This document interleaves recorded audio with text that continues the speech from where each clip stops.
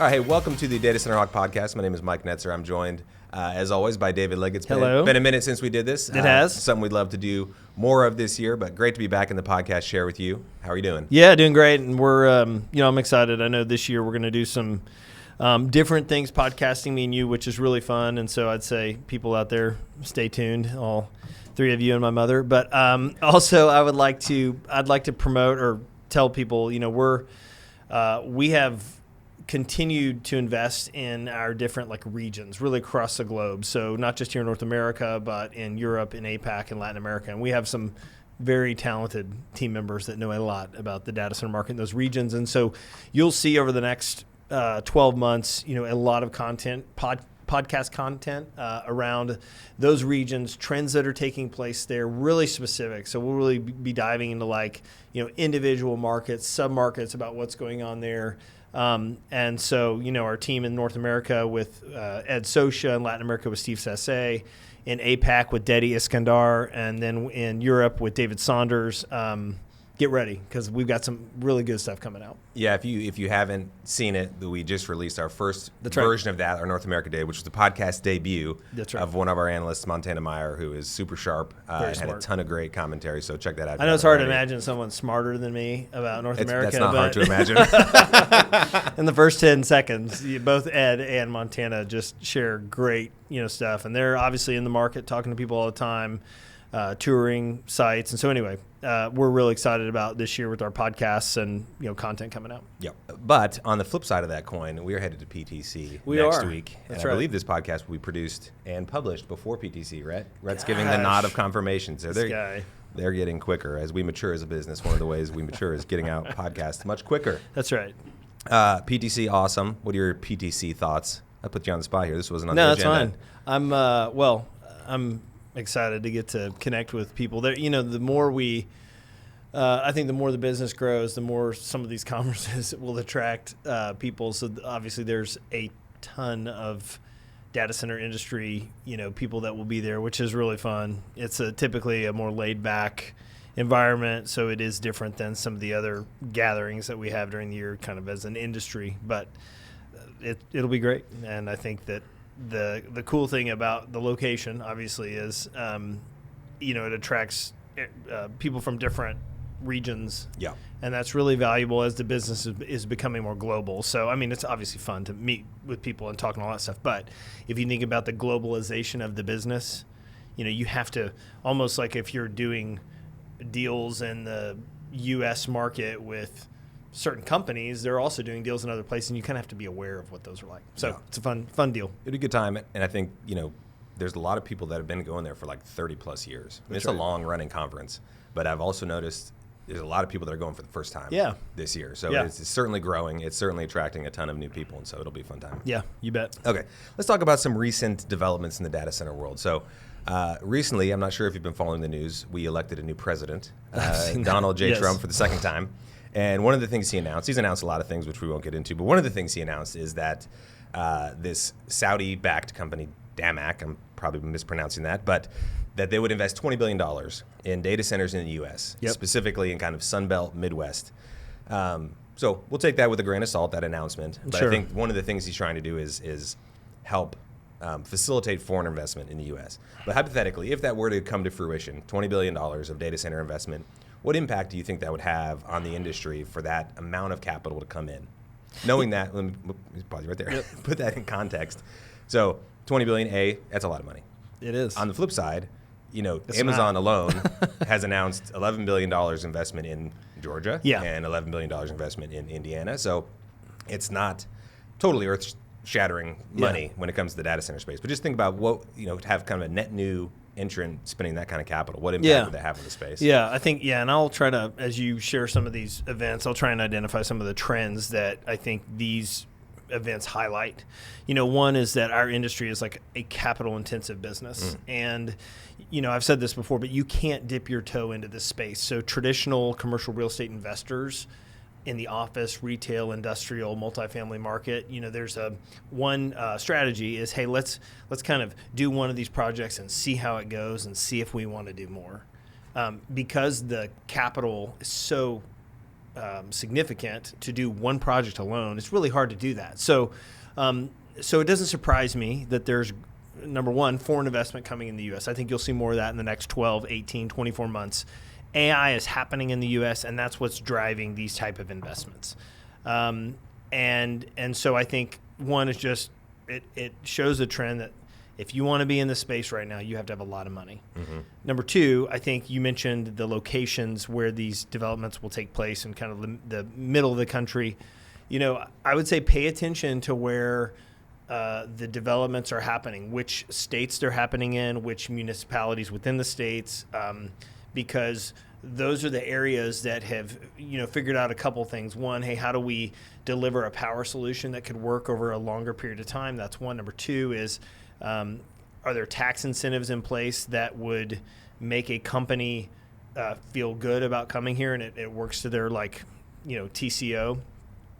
And then the third thing would be, these areas, like when a company that is putting a data center in some of these hyperscale users, they are looking at the legislation. They're paying attention to states that might shift on how they feel about AI. AI, I know we're talking a lot about it. It's still a pretty new concept in what we're doing. There's still components of it that we're figuring out, that the data center industry is figuring out, let alone people using AI. So I just think, anytime you hear these announcements, it's worth understanding where are they going and why are they going there, and typically why we see these requirements going to where they are. Number one, it's the power, and number two, probably taxes, and number three, legislation.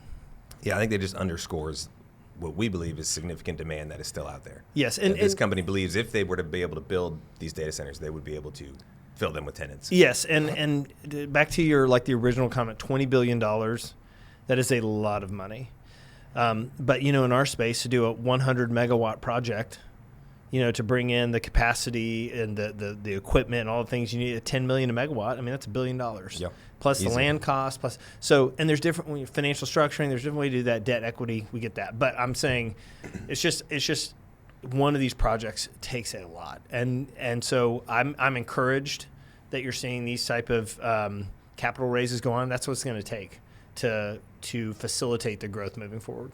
Yeah, you mentioned AI being still a relatively nascent concept. Yes. And that segued to my next kind of topic is Microsoft recently announced they were going to slow down the construction of their big campus in Wisconsin so that they could redesign some of the buildings from a liquid cooling density standpoint. And I think we had maybe heard some rumblings that may happen. Yeah. And that's certainly, obviously, now it is. Is that indicative of a larger trend that you're seeing otherwise, and kind of what impact do you think that'll have downstream as these companies kind of pause, think through their design a little bit more? Yeah.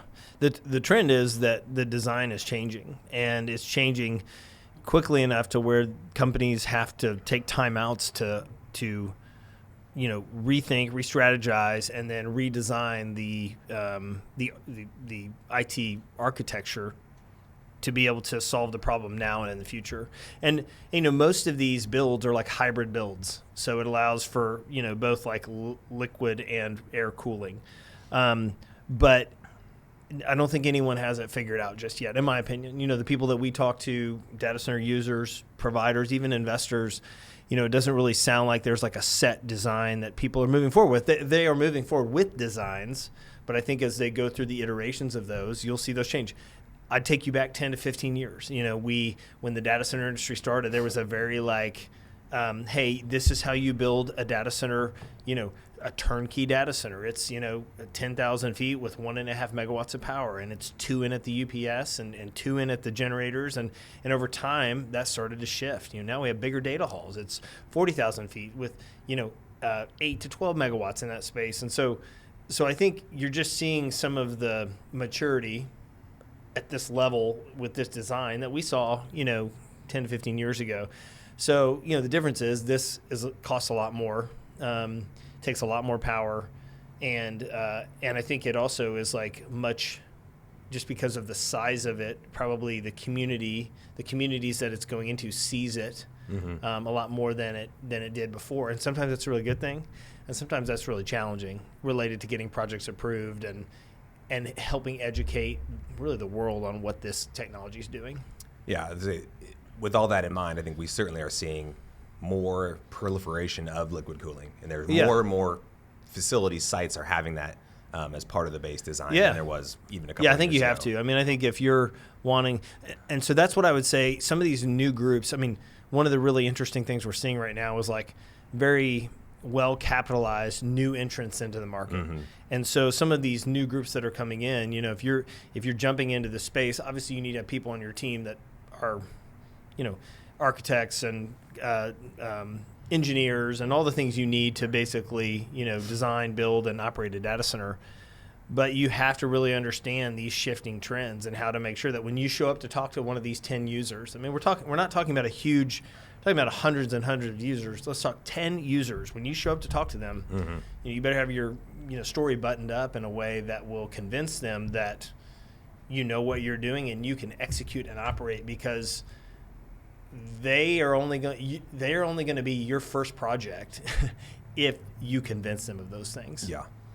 Yeah, that brings up another point around like what we think has been an increase in both the number and location of powered shell deals, which I think dovetails with that same concept around design, where the end users are structuring these leases in such a way that they have more control over the design and operation of the building. So that's one where I think for a long time we really only saw powered shell deals in kind of one market, Virginia, kind of with one tenant. And now we're seeing those kind of more nationwide, at least in the U.S., more. And again, probably just confirm that that's the case. Is one of the things that's driving that is really the users wanting control over the design. And then maybe, is there anything else kind of feeding into that? Or is that a trend you kind of see continuing? Yeah, it will definitely continue. I mean, it highlights the flexibility needed for a number of things. Number one, it provides, a different level of control that a turnkey deal or even sometimes a build-to-suit deal wouldn't provide. It allows you to do different things with your capital. So if the end user, wants to take advantage of maybe their economies of scale, their ability to go by UPS systems and generators in a way that maybe they don't believe that the developer has the opportunity to do, that's another reason that someone would go and do that. It's just a different structured financial deal. And that's where I would say, like, under all of this development that's going on are these different structures. And they've shifted over the last, I'd even say the last like 2 or 3 years, let alone the last 10 or 15. So I think if you're certainly on the financial side paying attention to our industry, but also on the operation side as well as the development side, creating a structured path for these groups to go down that gives them ultimate flexibility is really valuable. Now, at some point, you have to, you as an owner, you got to make sure you hit your ROI and investment numbers and the things that you've committed to. But to the point that you can be, 15 years ago, there was this idea that, like, this is the way data center operators are operated. And if you don't want to do this, we're not, you're wrong. And so we're not going to shift the way we do things because this is how you do it. Totally different today. It is, hey, what are you doing? How can we structure it? So we're starting, like, one example, and then I'll take a breath. But we're seeing some of these larger deals. So let's say a 500 megawatt requirement comes to the market.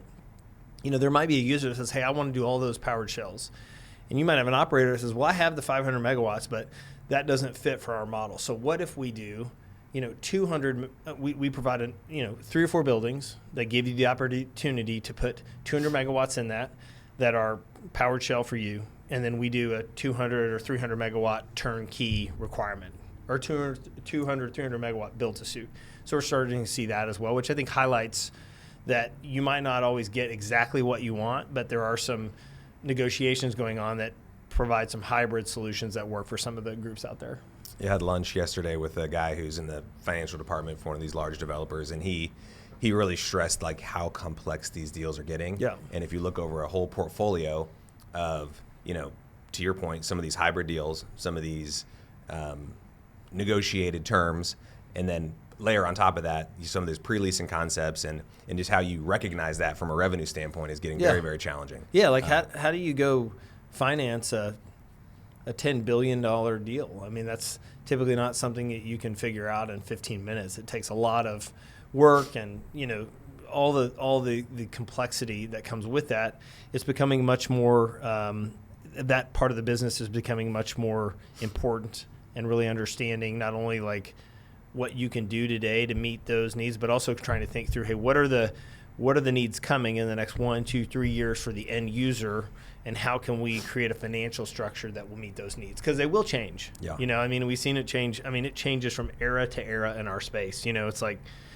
we were in the .com bust era, then we were in the enterprise era, then we were in the cloud era. Now we're in the AI era, and so it shifts. Depending it's like Taylor on which Swift tour here. That's right. On different eras. Come on, man. I love it. Yeah.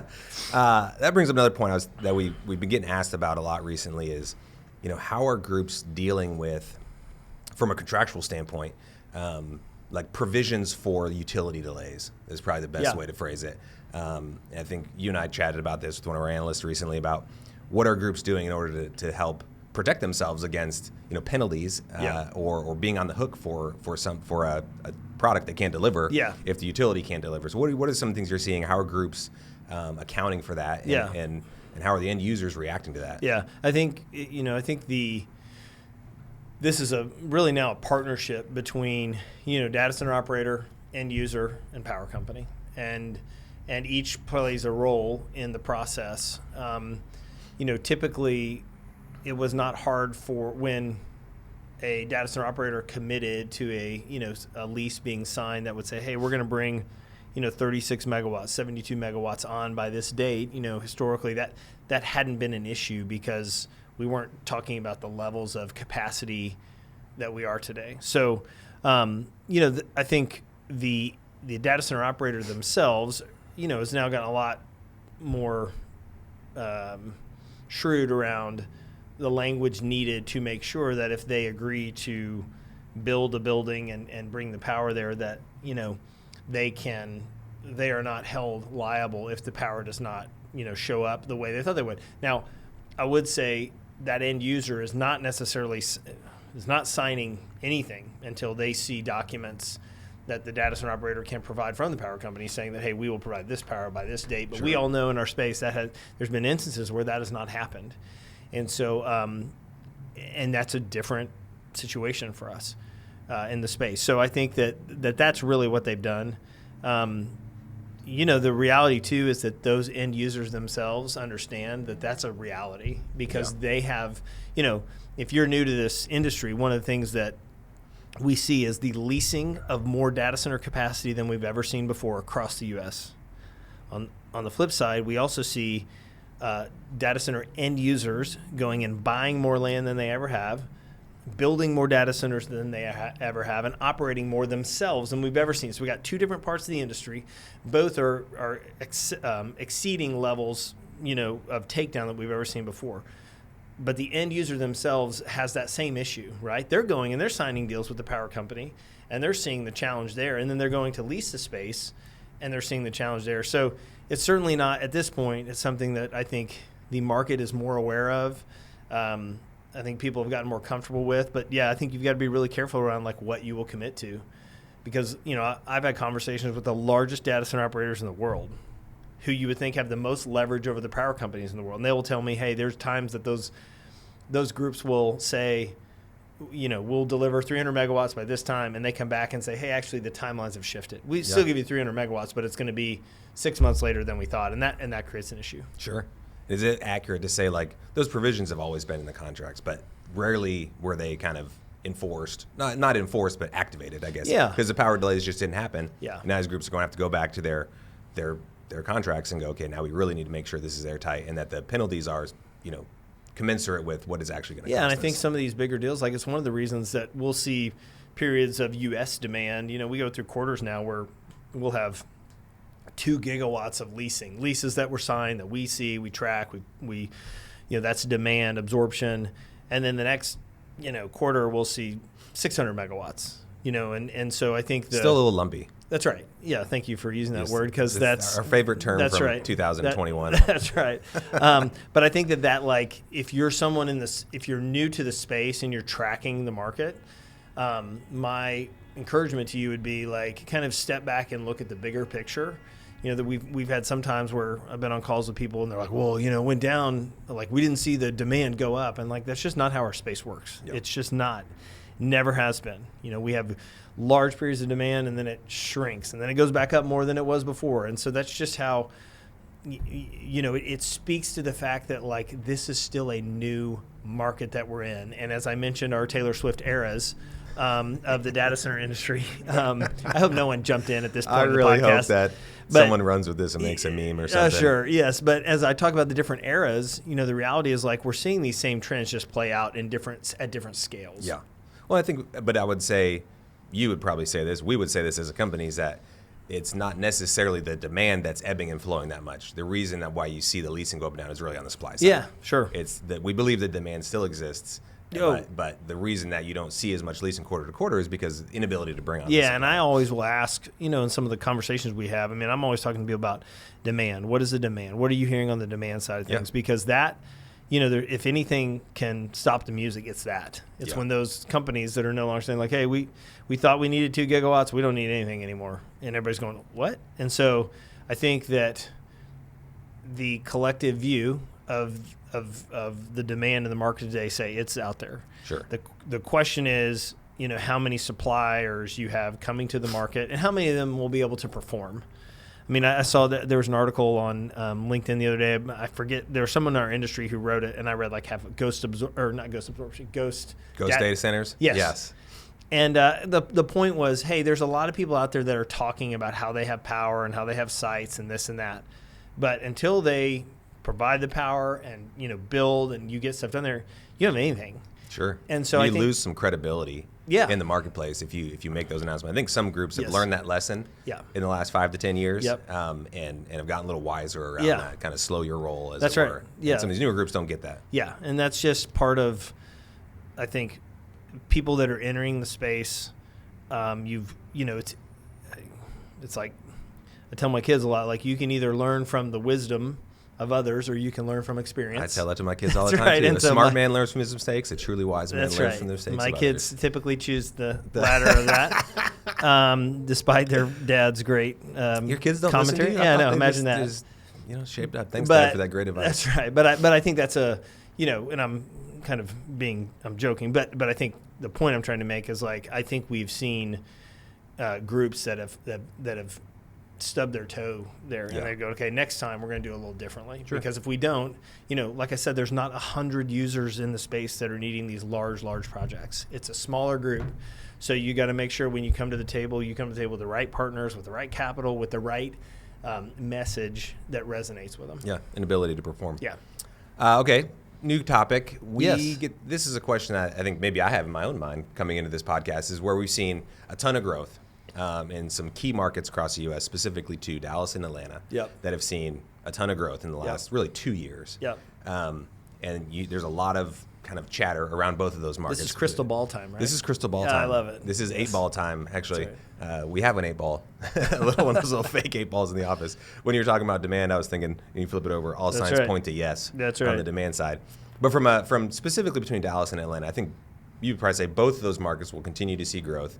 But is there one that has kind of a leg up on the other with regards to ability to continue to grow at the rate they have? It's kind of funny. I really think probably in the next 3 years, Atlanta will grow more. The reason I think that, and everybody in Dallas, just let me finish here, but we've seen all 4 big users in Atlanta are doing big things.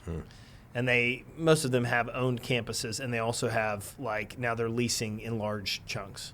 One of the reasons that's happened is, in my opinion, the challenges that Northern Virginia that came about from a power perspective a number of years ago. I think that was a wake-up call for a number of those big users that continue to grow and grow and grow there. And I think they said, hey, we've got to get more mature on the East Coast. Where can we do that? And so Atlanta was like the most logical option for that. And there's probably a number of other reasons, I understand. But and so I think the fact that has happened and the tremendous growth that we've seen there, it's no doubt in my mind that those companies will continue to grow there. Dallas, what we've seen in the last 18 to 24 months is significant land takedowns all along the southern part of Dallas. So if you just go 20 minutes south of downtown Dallas, and then you move all the way across like the west and a little to the east, you've seen some pretty large land takedowns. Some of those are like owned and operated sites by big users. Some of those are data center developers that have bought land and are starting to build for end users. But we haven't seen the explosive growth there just yet that we've seen in a place like Atlanta. Now, it could be close.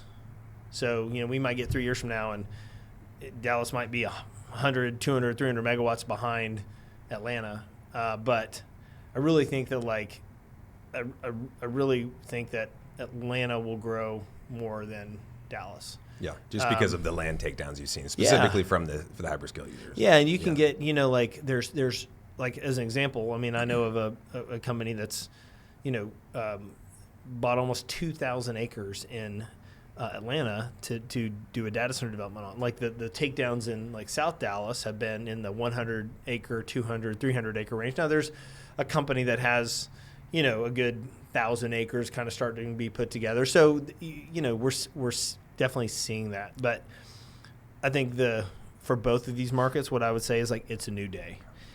Historically, the absorption in the Dallas market, like a long time ago, was like 30 to 40 megawatts a year. Yeah. So it now far eclipses that, even sometimes on a quarterly basis. Atlanta used to be a retail and small wholesale market. So there's a data center operator that's been there for a long time that I remember one time said to me, if we had known, we thought Atlanta was a big market. And if we had known it was like this, we probably would have done something different. Now, the reality is like they now are reaping the benefit of being there for a long time. And they've gotten really smart in the market and they know how to build. And so now they might say, we're really glad we kind of made that mistake, but that's just kind of like the shifts in these markets. It's hard to even quantify the value of how much things have changed because, these are multi-billion dollar decisions being made that impact a city, that impact the real estate community, that impact the suppliers in that market. They have massive impacts on these locations, and I don't see that shifting. Okay. Lastly, kind of a fun topic, data centers in space. Yeah, I'm glad we're talking about that. Yeah, it's like, it seemed kind of ridiculous, but yeah. I read some stuff over the weekend that was like, on the one hand, you get solar power, and these you can basically you orbit the Earth every 90 minutes. So every 45 minutes, you're getting sunlight to recharge, and then you go battery for 45 minutes. 2, no land cost. Yeah, whoa. There's a pro there, right. as we all know land costs are going up. Right. 3, no security needed. Yeah. Because no one's breaking into that data center. That's hard, yeah. And then, the other thing is you think, space, it's so far away. But really, if something's in low Earth orbit, it's 100, 150 miles. So sounds right.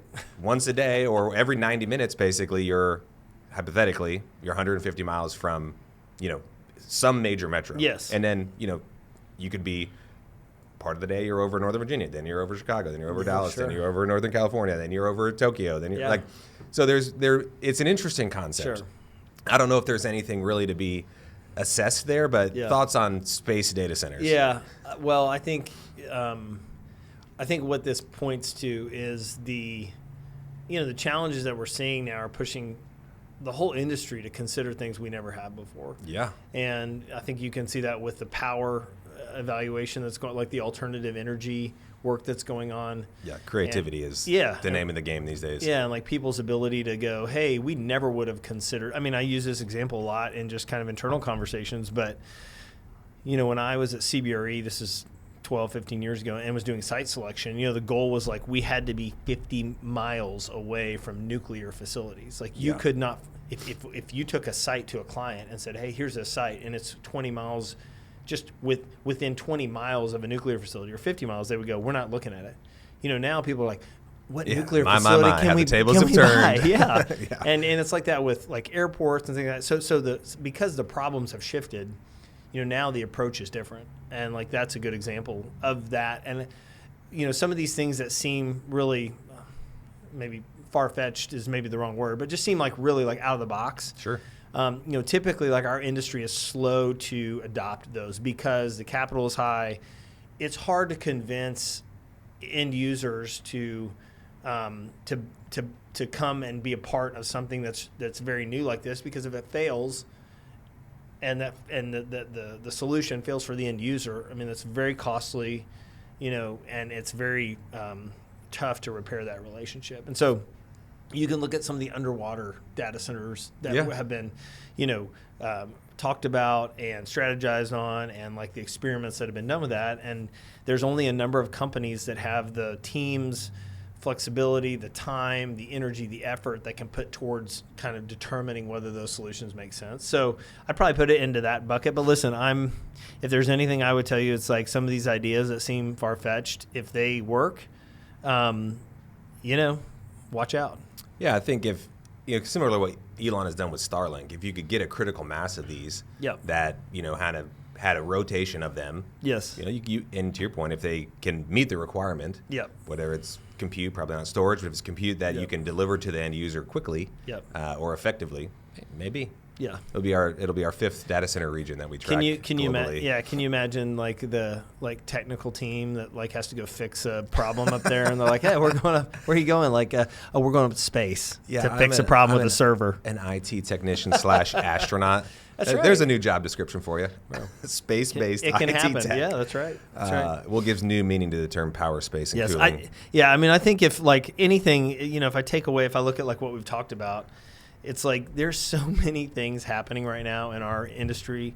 Someone should be tracking these on a quarterly basis, who providing that data to the market. But I think it just speaks to how exciting this market is right now. And I think whether you've been in this market for 30 years or you've been in it for 30 days, I think we all have a lot to be excited about. Yeah. And you can't just do the same thing in this space that you did 10 years ago, because it's shifted. And if you try to apply that strategy to today's problems, you won't be relevant in our space. And so to me, I go, you always have to be learning and growing in our space today more than ever. If you're in the space right now, you better be able to talk about different alternative energy sources. You better be able to understand the different market characteristics and why a big user would spend $10 billion in Jackson, Mississippi. Yeah.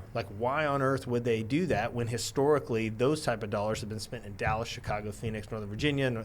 So it just speaks to things are changing, and to be in an industry like this that really supports everything going on in the world, it's really exciting. Yeah. Well, we got plenty to do at datacenterHawk. Keep staying on top of all that. That's right. So, all right. Great talking with you, David. Yes. Thanks for listening. We will catch you next time.